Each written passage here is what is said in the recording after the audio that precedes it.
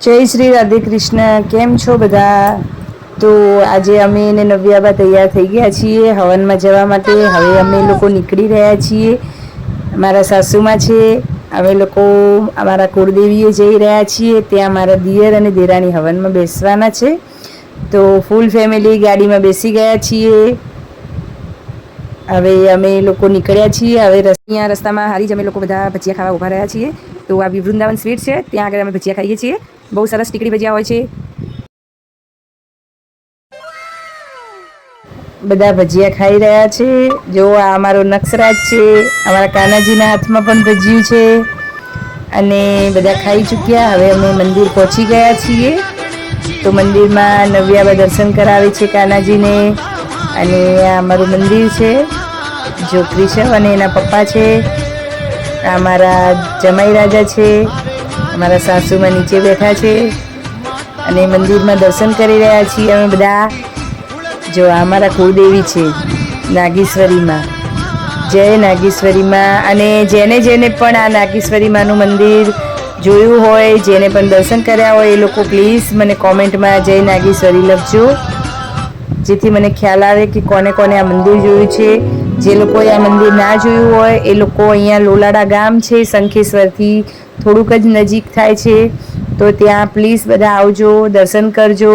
ખૂબ સરસ મંદિર છે અમારા કુળદેવીમાંનું અને ત્યાં આગળ બધાને પ્રસાદ આપવામાં આવે છે। બધા જમજો, ત્યાં જમીને જજો। ફ્રી ઓફ છે, કોઈ પૈસા નથી લેવામાં આવતા પ્રસાદના। જે લોકોને રોકાવું હોય એ લોકો રોકાઈ પણ શકે છે। બહુ સરસ મંદિર છે। અમે રાઠોડ છીએ, અમારા રાઠોડના કુળદેવી નાગેશ્વરીમાં છે। તો હવન ચાલુ છે, હવનમાં બધા બેઠા છે, અમે લોકો પાછળ બેઠા છીએ। જોઈ લો મંદિરમાં આ મારા દિયર અને દેરાણી બેઠા છે હવનમાં। તો હવનની વિધિ થઈ રહી છે અને આ બંને મહારાજ છે, એ લોકોએ ખૂબ સરસ હવન કરાયો છે। હવનની બધી વિધિ બહુ સરસ રીતે કરાઈ છે, શાંતિથી।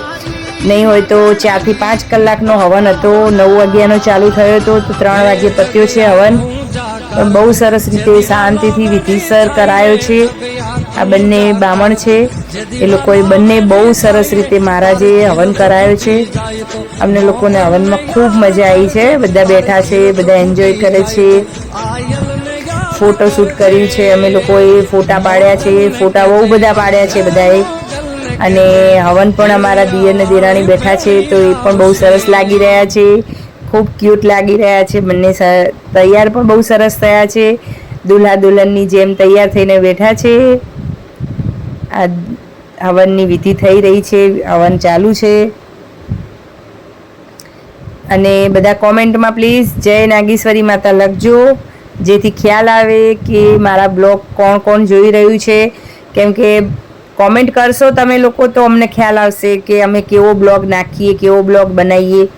તો પ્લીઝ બધા મને કોમેન્ટ ચોક્કસથી કરજો અને મારી ચેનલને સબસ્ક્રાઈબ કરજો। અને આ અહીંયા ઊભા છે મારા સસરા અને મારા નણંદબા ફઈજી। અને આ છે અમારા કુળદેવી માનું મંદિર। આ જો કેવું મોટું બધું વિશાળ જગ્યામાં છે મંદિર।